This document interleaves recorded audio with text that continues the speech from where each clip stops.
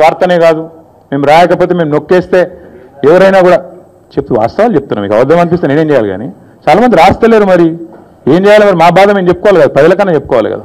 కాబట్టి మీరు అట్లా అనుకొని మీ భ్రమల్లో ఉన్నంత మాత్రాన మీరు చేయగలిగేది ఏం లేదని కూడా చెప్తూ సహకరించే మిత్రులకు థ్యాంక్ యూ.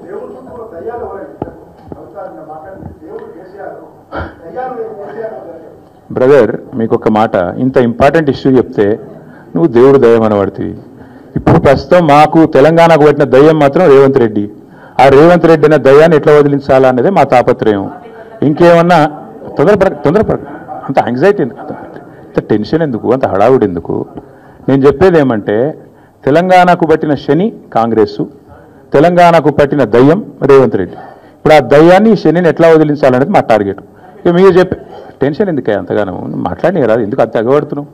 నేను అనేది ఏమంటే, మీరు ఒకటి గుర్తుపెట్టుకోండి, లోక్సభ ఎన్నికలకు ముందు మేము పార్లమెంటు నియోజకవర్గాల వారీగా సమావేశాలు పెట్టాం, సమీక్షా సమావేశం.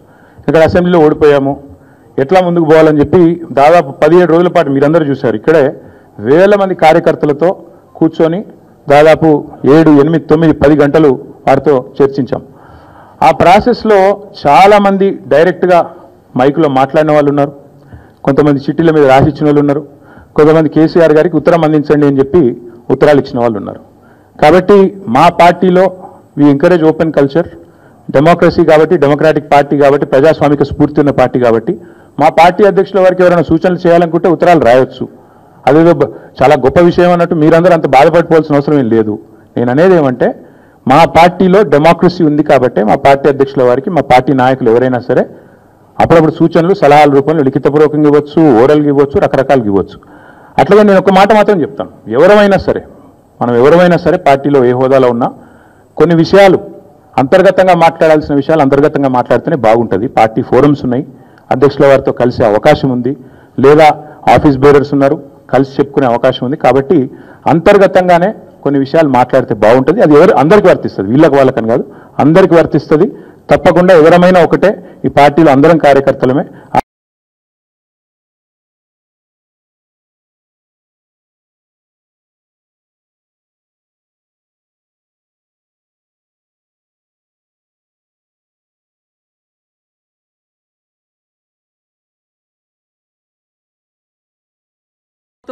కేటీఆర్ చిన్న మెదడు చితికిపోయింది, అందుకనే ఇష్టానుసారంగా మాట్లాడుతున్నాడు. కాళేశ్వరం విషయంలో కమిషన్లు తీసుకున్నప్పుడు గుర్తురానటువంటి మరి భయం, ఈరోజు కమిషన్ ముందుకు రావడానికి మాత్రం భయపడుతున్నారు. దాన్ని కప్పిపుచ్చుకోవడం కోసం ఈరోజు పిచ్చి పిచ్చిగా కాంగ్రెస్ పార్టీ బాంబులు పెట్టిందని మాట్లాడుతున్నాడు. కాళేశ్వరానికి నువ్వు అధికారంలో ఉండి ఎందుకు నిరూపించలేకపోయినావో ఒక్కసారి కేటీఆర్ గారు ఆత్మ పరిశీలన చేసుకొని ఈ అబద్ధాల పునాదుల మీద వాస్తవాలను కప్పిపుచ్చే ప్రయత్నం చేస్తూ ఉన్నావు. అబద్ధానికి అవార్డు రావాలంటే మరి వాళ్ళ గోబెల్స్ మించిన గ్లోబల్ ప్రచారంలో గ్లోబల్ అవార్డు కేటీఆర్కి ఇవ్వాలి.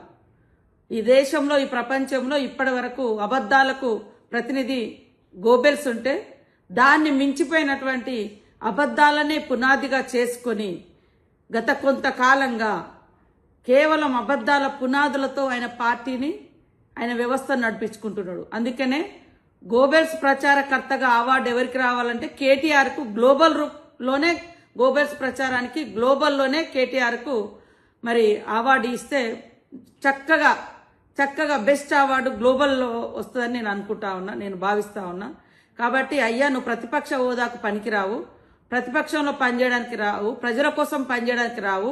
కానీ అవాస్తవాలను అద్భుతంగా తీర్చిదిద్ది గోబెల్స్ మించిన ప్రచారం చేయడంలో మరి అగ్రభాగాన ఉంటున్నందుకు నీకు గ్లోబల్ అవార్డు ఇస్తే బాగుంటుంది అని నేను నిజంగా ప్రపంచానికి తెలియజేస్తా ఉన్నా.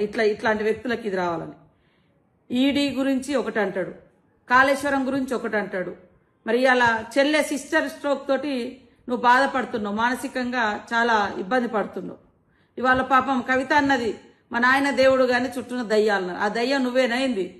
ఆ దయ్యంలో ఎన్ని అవతారాలు ఉంటాయో ఏమో అర్థం కాదు. దయ్యం అంటే రకరకాలుగా వేషాలు ఇస్తుంది.